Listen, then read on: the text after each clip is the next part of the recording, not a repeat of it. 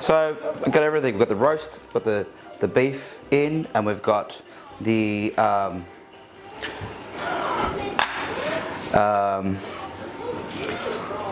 beef in, and we have the roulade who's boiling away. I reckon that's only not far off. So what are we going to bring? What are we going to use to bring all that together? I'm going to do like a nice raspberry roulade. No, I'm not. I'm going to do a nice raspberry jus to go with it. So it's pretty simple. It's all I've used is the frozen raspberries, and you could also use cherries if you can find some cherries, because cherries are a Christmas thing. So keeping with that theme, you could use cherries. I haven't got cherries, so I've got to use raspberries. So just come over here for 1 second and show you what I'm doing. So just hop over here. So I've got some nice frozen raspberries, and just add a little bit of brown sugar because they are quite sour. So you just want to sweeten it up a little bit. So there's 3 things whenever making any type of sauce. You've got the umami, the sweet, the sour, and the salty. So if you mix those 3 things completely together, wait, the sweet, the sour, wait, was there 3 or 4? All of them together, the salt, and then if you put those together and you just get it just right, you're going to get yourself a very, very nice sauce. A little bit of pepper. We're going to use a little bit of nutmeg. No, sorry, we're not sponsored, so we better not show the company. Oh, that one's not open. Oh, what's this one? Nutmeg. I'm sure we can. Oh, there's some there. We probably should have used that one at the start, the one that's not labelled. A little bit of nutmeg. Pop him in there. Also, just a hint of cumin or cumin, which I'll be doing a bit later.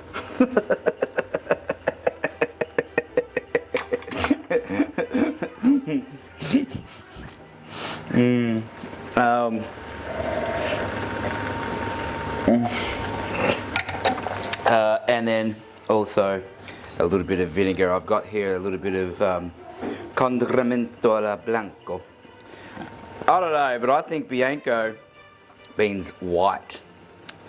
So let's see what type of vinegar this one is. We sell this at the shop, only $7.50 for an imported piece of vinegar, which I think every kitchen needs. Let's add that in. Just top him in. So what you want to do there, you want to get him mixed together, bubbling around.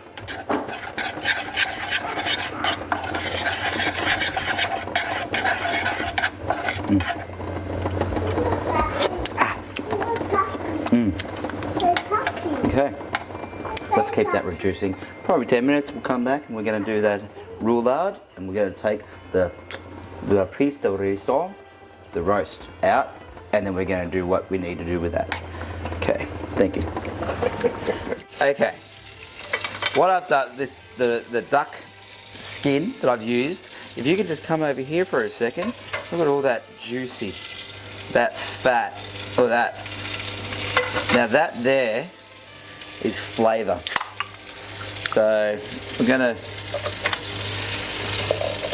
remove that, and then we're gonna cook the. Oh, what have we got here? Tangle. Remove that. Again, don't discard it. We will use that for something else. It's all about just using every part when you can. It's economical, and it's environmental, and it's just being one of the good guys. That's what you need to do. Use every part of it. Okay, so the roulade is over here. What we're going to do, just season a little bit with a bit of salt. And we've got that nice beautiful duck fat cooking away there. We can just turn that back on. Nice and hot. I can already feel it, that Like the outside feels pretty firm, so I'm kind of hoping that the inside's firm too. And the other thing is, because it's been cut so thin, it just doesn't take that long to cook. So what you need to do is just brown that off in the duck fat. Let's just hope it doesn't.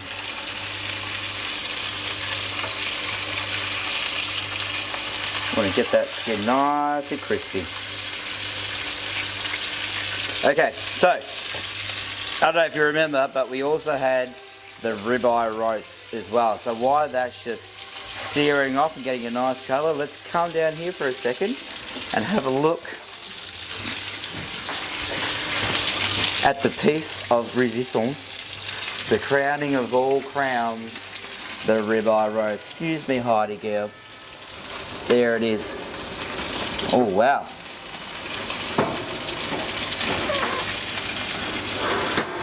So like I said, I had that at 75 or 80 degrees. A couple of hours internally. Doesn't look like much yet, but like the roulade, we're going to give that a really nice sear. I'm going to make sure. Let's just put that down, bring that down to room temperature for a minute. Just have a little bit of a close-up on that intramuscular marble. Oh wow. Doesn't that look good?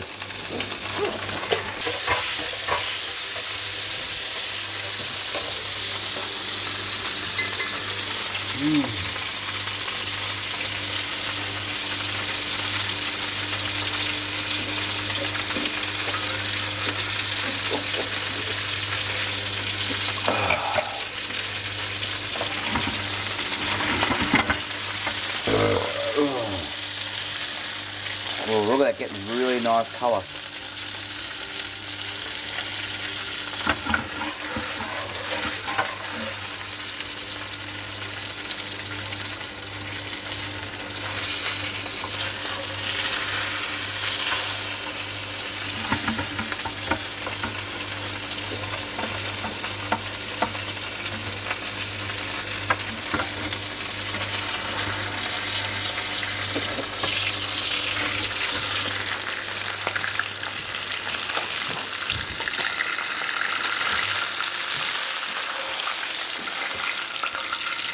Let's just sit that down to rest for a touch.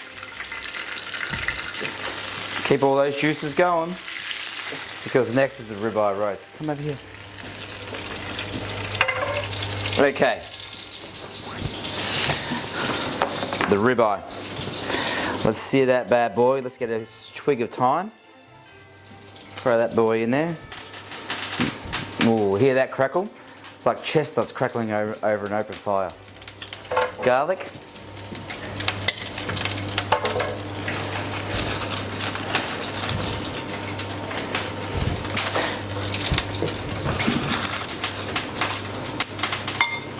Thyme.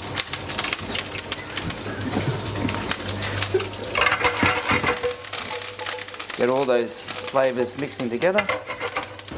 See, I can actually hold that because we've been cooking it at around 75 degrees. It's actually not that hot. You'll see what I mean once we get the whole thing, that it's perfectly cooked. Not that I haven't opened it yet.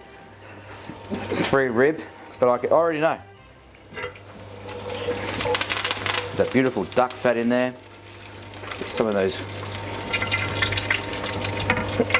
the garlics. Just move that out the way. Here we go. And all you need now is just a nice light sear, because the oven has done all the work for you. That's the whole idea of doing a reverse sear. It's reversing. So you're reversing the complicating part of it. You're reversing it. You reverse it back to easy.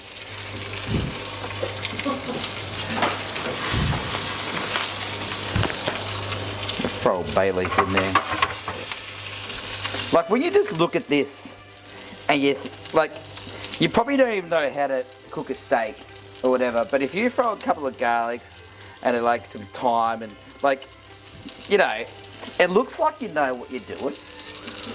Like, and you might not even know. So it doesn't matter.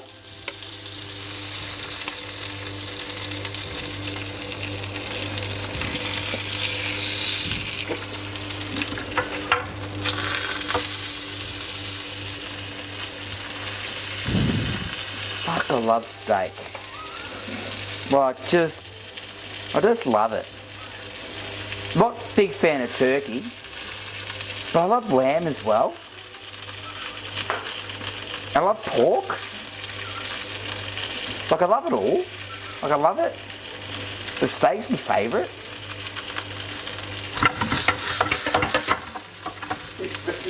You're talking turkey the whole time. I just feel like turkey's just like, you have to have it. And like, I felt like I was pressured into cooking it. But I love duck as well though. I'm gonna get that on the side. Come in here. Get on there on the side.